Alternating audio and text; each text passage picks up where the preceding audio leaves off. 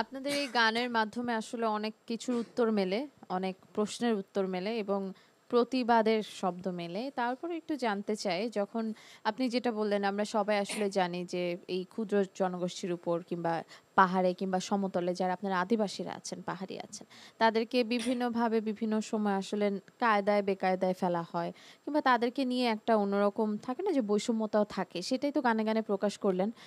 অনুভূতিটা আসলে কেমন? এটা কতটুকু যৌক্তিক?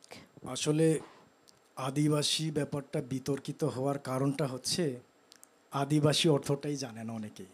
আদিবাসী মানে কিন্তু আদিবাসিন্দা না।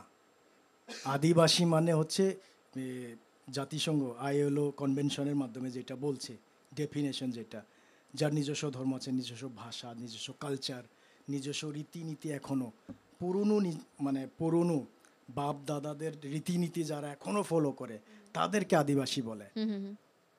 আগে এসে বসবাস করছে দেখে তাকে আদিবাসী এটা বলে না। আসলে হ্যাঁ, আমাদের যেটা সমস্যা রয়েছে, হ্যাঁ, সেটা জাতিগত হতে পারে কিংবা বলবো যে হিউম্যান নেচার হতে পারে। সেটা এক্স্যাক্টলি। হলো যে আমরা আসলে না জেনে অনেক কিছু বলি। হ্যাঁ, হ্যাঁ, আমরা মানে জানার চেষ্টা